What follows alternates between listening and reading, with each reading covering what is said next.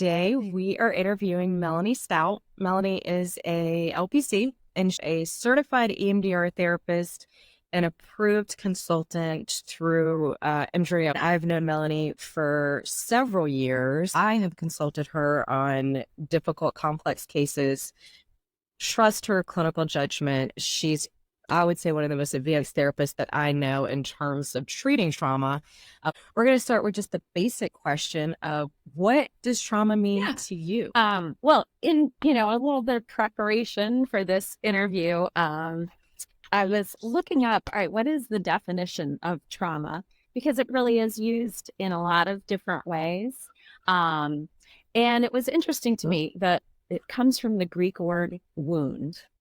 And I think that really captures this, what trauma is. It's a wound. And it's interesting, years and years ago, it really was just thought of as physical wounds. And over time, and, now I would say primarily when people think of trauma, they really do think of more of the, mental, emotional, psychological wounds. You've been in this field over 25 years, so you've seen the gamut of definitions changing and modalities changing and what we used to think and what we think. And probably we're going to have a different conversation in 5 years as we learn even more. What does that mean when people read trauma-informed therapist? What are Right. Well, it's interesting as you say that. 25 years ago, no one talked about trauma. Like that wasn't anything I had any, idea about. And interestingly, even when I was trained in EMDR, which was 2009, so, almost 15 years ago, I, looking back, I was not trauma informed. So it is a really newer kind of approach to assessing and working with clients. And I think that it is like picked up speed, and many, many more people are now having an awareness of, what is trauma and then the impact on that.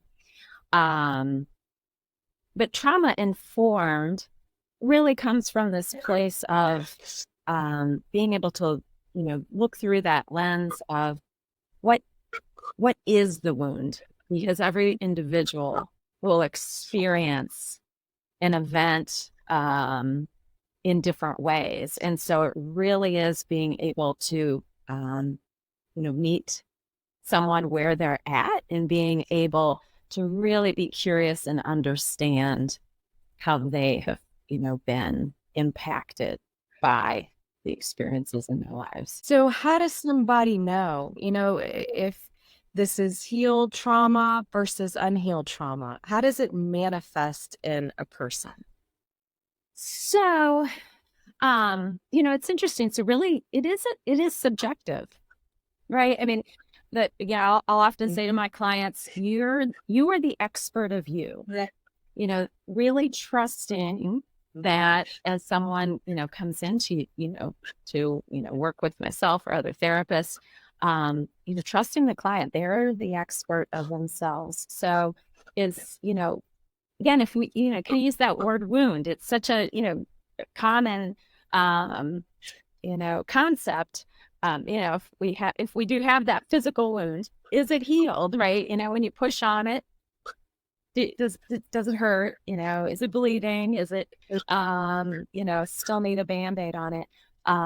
And so really that is part of, being able to assess, is the wound causing any disturbance? And in EMDR, we ask that question all the time. How much disturbance are you experiencing now when we think about, whatever particular event or experience someone has had trouble with?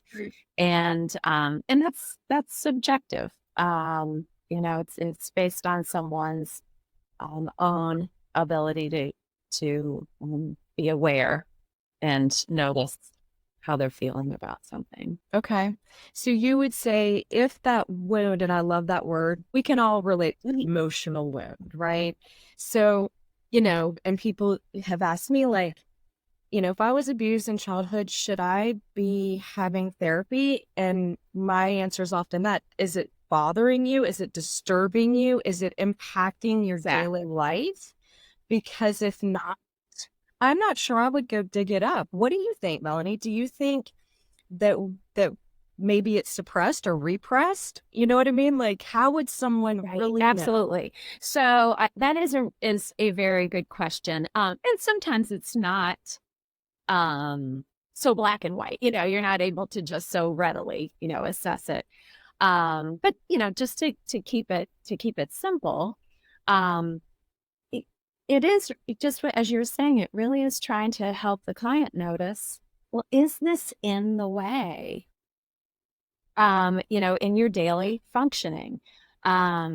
Because events, and I will say that sometimes the word trauma gets, interchangeable with the event, as if the event is the trauma. And I really have been thoughtful about that. The event itself is an experience. How it hurts somebody is the trauma. And I think it is, I mean, I'm sure if we looked up definitions, there's probably a little bit of, overlap. But what's so interesting is, and if you just take, a car accident. Some people have been in car accidents and, the event itself has strong emotion to it and an elevation of emotion physically, the heart's racing. But afterwards, the person may not feel any wounds from it. Literally, physically, they might come out okay. And then they can talk about it. They get back in their car. They might have a good story to tell. So the car accident isn't actually trauma. It's, really looking at what was the impact on somebody. And for other people, they have that same experience, that car accident. And then they will have panic when they think about driving. The heart races, they have fear come up, they start to avoid, getting into cars, right? So the trauma is their emotional wound that it impacted them. And, probably more than today's episode to go into the why does that happen, right? How do things get stuck in the brain versus get processed? Because we're naturally meant to have experiences, be able to process, move through the experience and come out on the other side and literally look back on it and go, wow, it was a pretty big deal, but feel calm. And so, you asked about, abuse, sometimes someone is able to really be present and really be able to assess themselves and say, that was a big deal. That was horrible. They're able to put responsibility where it lies, not on them, and be able to notice the event for what it is and, be able to function and not have that impact them.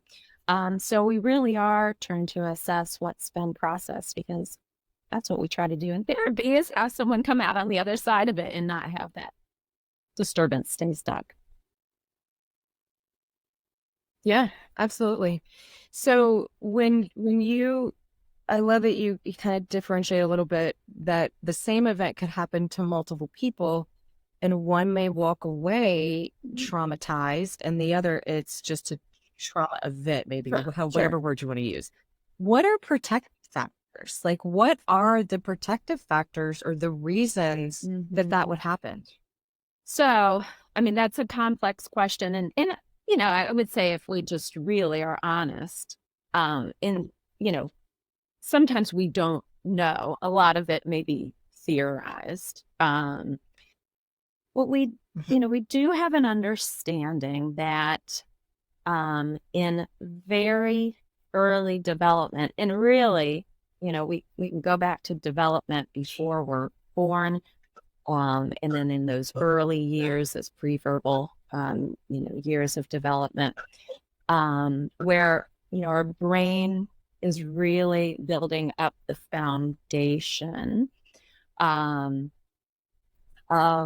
being able to respond to, to safety and danger, being able to have an emotional capacity to, stay more, regulated or balanced. So when we have a good enough is, kind of a way to notice it, a good enough, nurturing, stable, safe, secure development. We have this brain that then has a very solid foundation. So that when there are disruptions, and you can even think, if you've seen any kind of, a baby, a toddler in any type of distress, right? Like, we're meant to cry when we're hungry.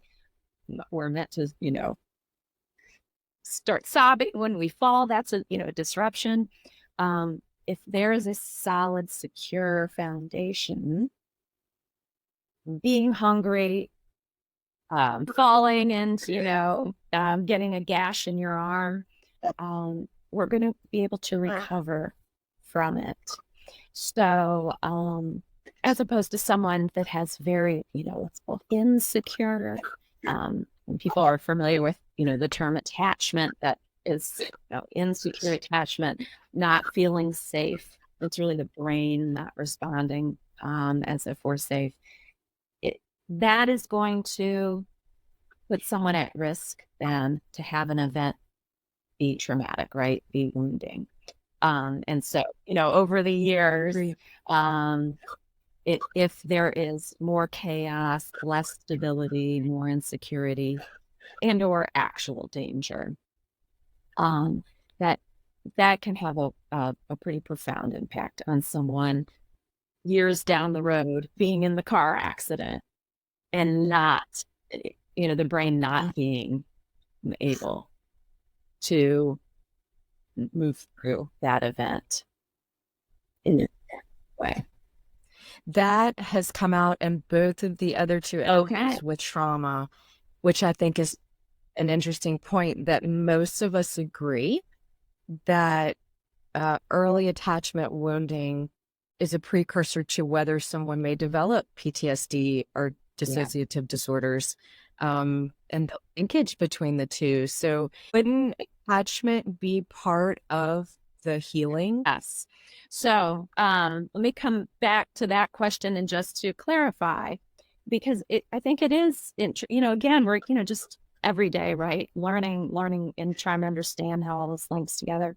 So someone that does face a life or death event, that most people would actually label the event as traumatic.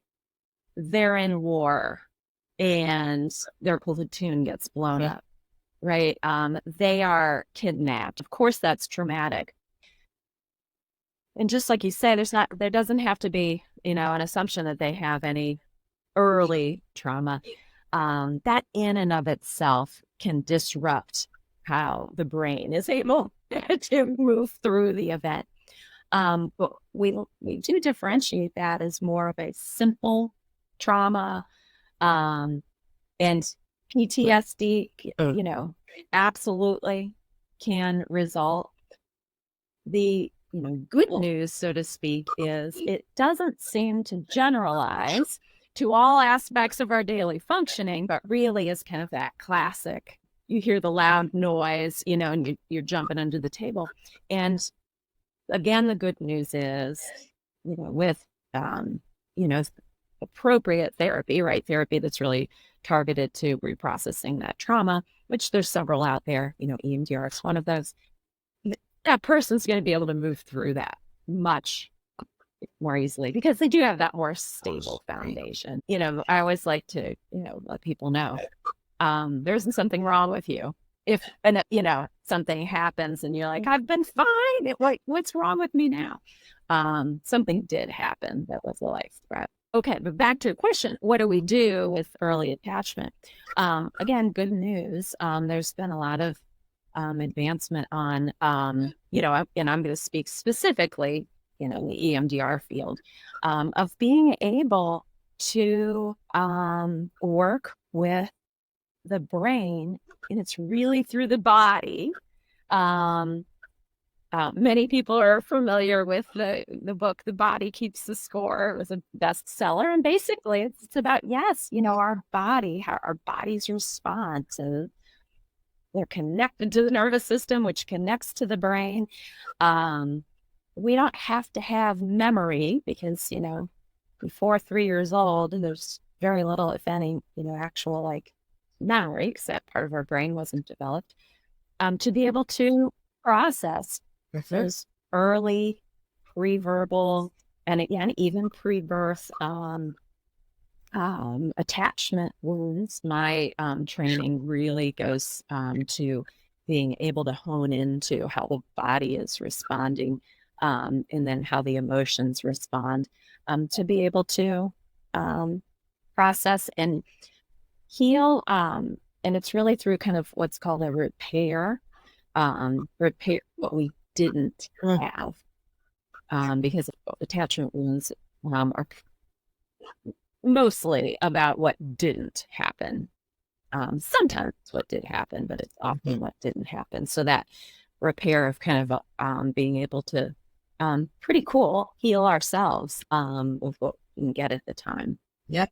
So you've stumbled on to complex trauma, developmental trauma versus single incident or simple trauma. I get it. I like distinction saying, and I too have had that experience where what we would call big T's in EMDR, big events, the wars, catastrophic events, disasters, easier to treat than complex developmental trauma that's been chronic over time, because often people who are traumatized later in life do have some of those resources that will allow them to process through it.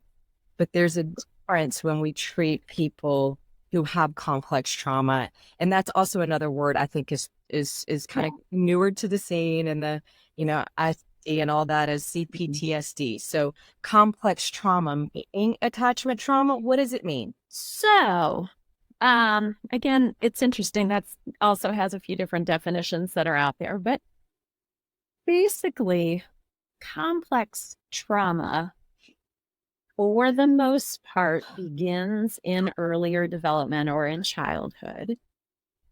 It often is about a relational trauma. And, to give a more simple, example of what that would be. You have a parent, and that parent is very critical. That child is crying, something bad happened. They blame the child. They ignore the child. They're not meeting their needs, right? So the child is feeling insecure, not nurtured. This happens over months, years. That's just how these interactions go. It's inconsistent. At other times the parent shows up, you're not sure when they're going to be critical or when they're going to be kind. So that is an example of kind of what trauma looks like when it's occurring in the childhood. It can also be someone that is close to the child that really then perpetrates a more wounding event, right? It might be not verbal abuse, physical abuse, sexual abuse. Often complex trauma has, for the most part, that developmental trauma and ongoing, difficult events. And then it kind of becomes that, cycle, right? Where they're more vulnerable to being wounded, just keep using that word, through friendships, or later relationships, and they become more vulnerable to dangerous situations or being taken advantage of. You know, complex trauma can be multiple abusive events just in and of themselves.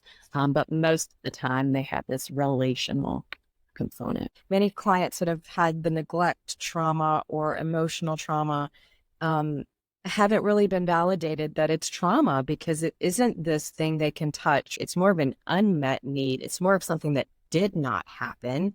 And so do you think that people can heal from that in healthy relationships outside of therapy? If you think of therapy and the number one factor, you know, over whatever, I don't even know, you know, I'm sure it's beyond 50 years now of research, is the relationship, right, with the therapist. You know, the number one factor of what leads to, you know, healing. Can trauma be healed outside of, you know, the therapeutic relationship?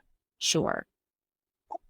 Therapy can be efficient, effective, and you have one person who is more objective, more grounded, as opposed to, you know, just an outside relationship where both are more emotionally, you know, involved. So there can be, you know, it can be a little less linear, you know, so to speak. But, you know, absolutely. You know, there's healing through, you know, you see it all the time where people have these wonderful, you know, stories and experiences of how they healed through, you know, running, through volunteering, through their spirituality, through their pets, you know, you name it, right? Because our brains are naturally meant to heal. Yeah. Yeah. I love that. And, you know, I think Peter Levine's book, Waking the Tiger, you know, when he gives the analogy, well, it's not an analogy, he actually studied the animals in the wild, you know, and he would watch the prey and the predators, and he would watch the prey, you know, if they couldn't fight, right? Fight, flight, we're going to run, we're going to try to fight. If we can't, you know, they would feign death and wait till the predator was gone, and then they would get up and they would shake all of that out of their central nervous system. And the animal instinctively knew, I have to get rid of it. Like, I have to get rid of this energy, and then I'm going to go on and play. And it's over. Granted, the animal didn't make a lot of meaning from it like we do, which also traumatizes us. But, you know, just understanding that our body does want to heal. Our brain wants to heal, just like the wound of being hurt, and it's giving it avenue. And it should be a relationship that's safe, number one. So when people are looking for trauma therapist, the necessity to really feel safe with that person, that's probably number one, because as you say, the relationship is key. We can have all of these wonderful interventions and all of these great theories, but if we don't have that attunement with our client, the likelihood of real healing is, you know, and I'm so glad you said, you know, the relationship has to be safe, because that was one thing I didn't mention with complex trauma. You know, almost all of the time it occurs within a relationship that is meant to be safe, right? So, you know, the classic is the parent, right? You know, you're meant to be safe with your parent, and when they're abusive, that just, you know, sets up that complex relationship, because we're drawn to biologically caregivers to be safe. We're meant to feel safe when we are safe. And so, you know, coaches, right, or teachers, you know, as we're growing up, right, through childhood, right, we're meant to develop, you know, friends, right? You know, we're meant to develop these relationships that are safe. And so when someone harms us, and it's meant to be safe, that just sets up, you know, obviously the wounding. So with a therapist, you know, if we're coming back into the therapy setting, yes, we're like, you know, literally the healing starts with being a safe person. We are in a position and a role where this relationship is meant to be safe.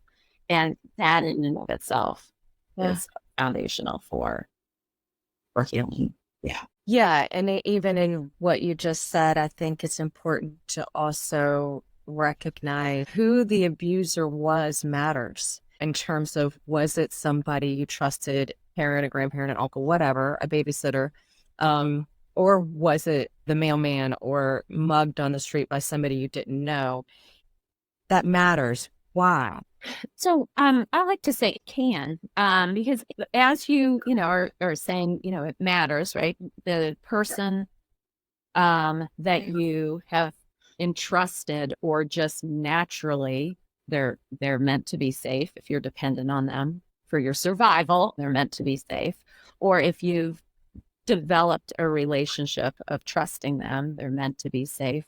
That safety, that trust, is broken. And so that becomes confusing, because you're drawn towards, again, it may be biological or something that you've developed to feel connected, be protected, or if it's a relationship you've developed, just to trust. And so that in and of itself is broken, if they've been physically, verbally, or sexually abusive towards you, or you've been manipulated, then that also is hurtful.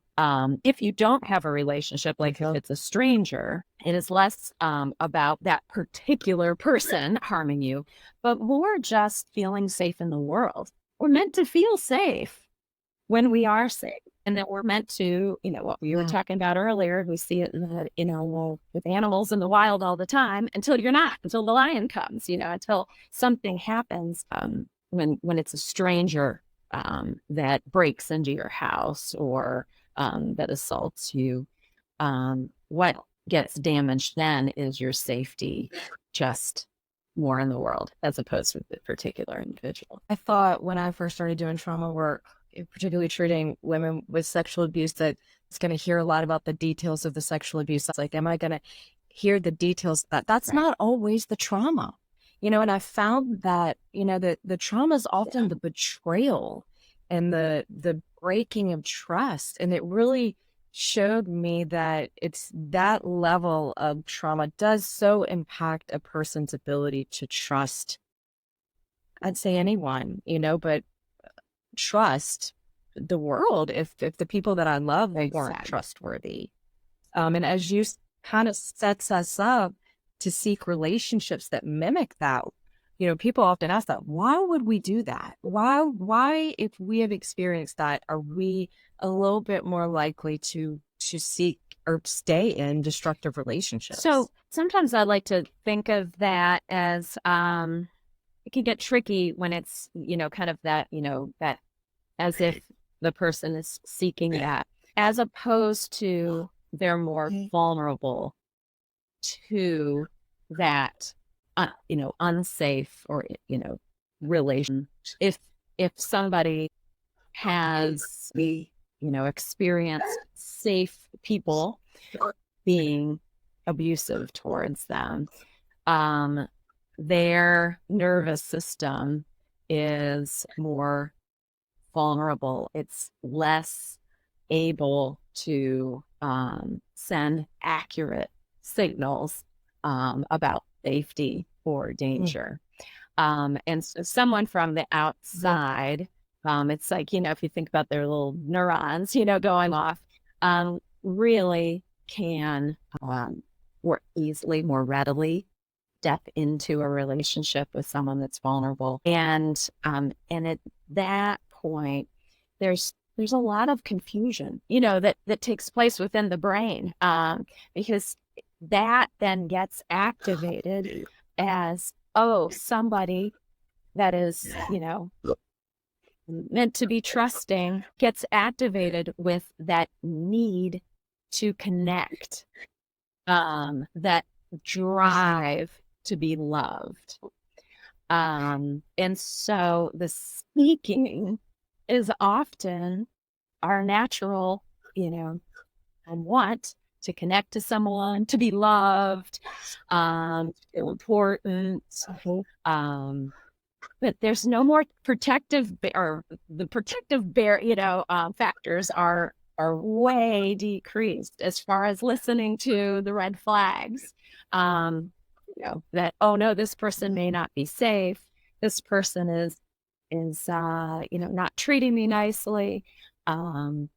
Because all of those negative beliefs then about themselves, I'm not worthy, something's wrong with me, I have no control. Those old wounds get activated. And that then kind of sets up that dynamic for those relationships to either stay in place or, to keep coming back and coming back. So, I like to kind of point out it's a little bit more complex, because there's often people will already have those negative, critical voices saying, what's wrong with you? You can only choose, crappy people, and you keep going back to, get more crap at you. Yeah. So Right. sometimes to just, kind of have it from that perspective of being able to notice that vulnerability, that really comes from a very natural place of course, we want to connect and feel loved and feel important. Yeah. We're just at a disadvantage to be able to protect or respond when things aren't going so well. So what got conditioned was this need for attachment and love equals unpredictability, instability. Our body is responding to an unmet need. That person, if they have complex trauma, wasn't loved, wasn't safe. And so that drive, right? So we talk about conditioning, right? That's a biological drive to seek that love, to seek that, connection, feeling important. It takes over. And this is not the rational brain at all. It, is very much in the body, in that, just, response. And, you'll hear a lot of people say, or clients say, I feel like it just happens. I just, all of a sudden, I'm on the phone with him again, or, we're back in there, and it feels so good to be connected with somebody, right? And it's not about connected and I'm getting smacked upside the head. It's that I'm with someone. And so that is biological, is a drive. And it has not, that was not met earlier times. Again, when we're talking about complex trauma. And so it really can overpower, right, that rational brain, afterwards. Oh, why did I go back to him? I know that he, hits me. When we're in the lower parts of the body and the limbic system and all of that, like our behaviors and drives are really very unconscious. It doesn't give us an excuse, right? It's not like, oh, I didn't know I was doing it. It's not that. It's just the drive is coming from a place that's not in our problem solving, oh, this isn't the right thing to do, brain. And at that moment, which I think is very validating for people when they hear that. Like, I feel like an idiot. I keep doing the same thing. Okay, well, let's understand why. And because it's a much more subcortical decision that's going on. And we need to get the thinking brain involved so that we could change some of these patterns, but we have to get out of that part of the brain. But what is the role, in a more simplistic way, of the central nervous system and the brain science of trauma? Like, how would you describe that in an understandable way to somebody who doesn't have a background in trauma? So most people, are familiar with fight, flight, or freeze. So we have a natural built-in response that when we are in actual danger, we go into that fight or flight, which is hyper arousal. Heart starts beating faster, blood's flowing, respiration's increasing. And we're meant to respond to danger, to try to get away from it, to protect ourselves, to stop the danger.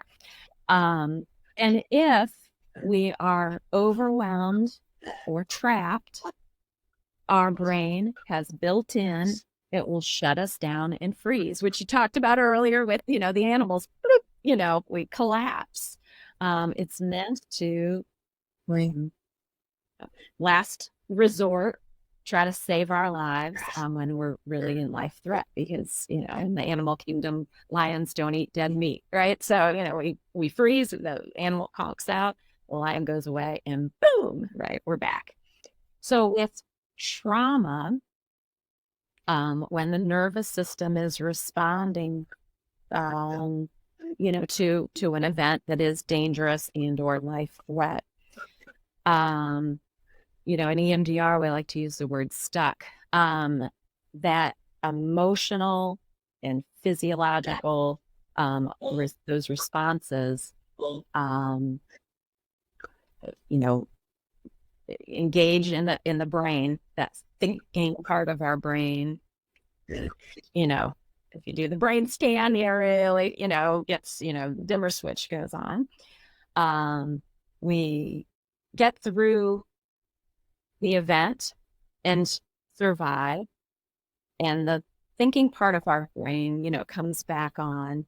And what appears to happen is, again, really simplifying, but those body sensations, that emotion, those, thoughts from that event seem to get stuck. And there's the trauma, there's the wound. They don't, as the brain comes back online, they don't get processed, again, for maybe a variety of reasons, but they don't get filtered through. I like to use a digestion example. It's if when we're, eating an apple, we take a bite, chew it up, we go to swallow it, and all of a sudden, before we can process it, something happens and that apple gets stuck there in the throat, right? It's like, and the brain is like trying to move you through an event, and then all of a sudden things shut down, that emotion, that body sensation gets stuck. Once the danger is over, that apple doesn't always move down into the digestive system to get processed, to get digested. And so things seems to, to get can get stuck in our brains. And so we survive, just like the apple example, we still can breathe and we can go on with our daily life and maybe not even notice it. Then the next time we go to swallow, that pain gets activated. Maybe we feel like we're a choke, right? Maybe, our heart starts to beat because we're like, what is that? And so that seems to be what happens, in the brain, and really simplifying. But, people are pretty familiar with the word trigger, right? Those responses that didn't get processed get triggered emotionally or in the body. And our brains connect to something called a vagus nerve, which connects to our organs or muscles. And so it sends the signal down to the rest, bodies. And most people are familiar with, my stomach starts to, churn, chest tightens up, or my muscles start to brace. So those are just really those old responses, the apple that got stuck from the event. Which kind of leads me into my next thought or question for you is the necessity of the body and trauma work. When someone's looking for therapy or they're looking for a therapist to help them treat trauma, what's the difference in a talk therapy approach? Do you think that's effective versus more of a body-based approach? So absolutely. I think as we're really specifically talking about trauma, we really have found and learned that working with, intentionally working with the body, which could be as simple as, deep breathing. That breath is connecting you to the body in, multiple different ways. EMDR, very much is, integrates working and being attuned with the body. There are somatic, therapists that is just, their focus. Or if we're working with the body, it is likely going to enhance the therapy experience, right? Being potentially more effective, more efficient. It's going to enhance that process. I have one last question for you. Are we all traumatized, Melanie? Are we all? Are we all? Did, right? I like to kind of say, do we all have wounds? Probably yes, right? And again, if you think about just a physical wound, right? Who doesn't have some kind of little ache, pain, scar, little bruise? And maybe we don't have one today, and a few weeks from now, we have, we experience a little pain. I think what is most important to be able to, ask is how we're responding. And this really is, an EMDR, approach. Is it adaptive? How I'm responding now? Is it adaptive? And you said right at the beginning of this, is it getting in the way of you being able to show up in your relationships, in your work life, in your play, right? You're able to enjoy things. It's not just about you functioning, but are you, able to take in the good stuff? And, for a lot of people, they can have a broken arm and they can still go out and play and enjoy the beach, they can still have a healthy relationship. They can still find a way to, get their job done. So a lot of times it's, are you showing up in an adaptive way? And that, again, as an EMDR therapist really drives, our helping our clients, so that it's less about my checklist of what do you have, and more about the clients. Like, what are you finding is not adaptive anymore of how you're shown in the world. Right. I like that, it gives us an indicator of maybe wounds that do need to be addressed and healed. I appreciate all that you shared. To give you an opportunity, so Melanie does EMDR intensives, which is a bit of a maybe new concept. I'm not sure how long we've been doing this, 4 or 5 years now, but a lot of therapists are doing this. They're more intensive sessions. Melanie is honestly one of the best EMDR therapists that I know, and I trust her clinical judgment and would highly recommend these intensives. So I'm going to give her an opportunity to tell you, what does that mean and how would you find her if you wanted to participate in an EMDR intensive? So I, I'm an EMDR therapist, and I did the traditional weekly therapy for many years. And so over probably the past couple years, I really shifted my practice to offering intensive sessions, which for me, they're 3-hour sessions. I always tell people we do take a little break in between. And I look at it as more short-term therapy. They are time limited. They're not ongoing. And it's really meant for someone that does have an idea of what their wound is, and or what's not adaptive in their current life, like what, how they're operating is not helpful. I always like to say many people have a journey, getting to that place. And sometimes people are just aware, wow, something happened and things are different now. So for the EMDR intensives, it's really helping folks that do have some, some readiness.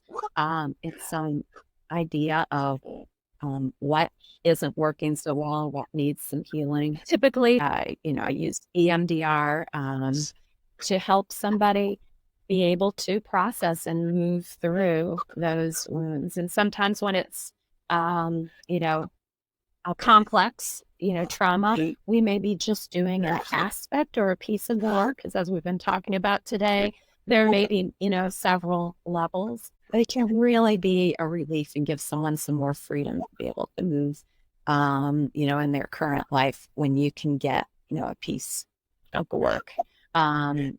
And I found there's something to be said for having the intensives take place really over a 1 or 2 week period.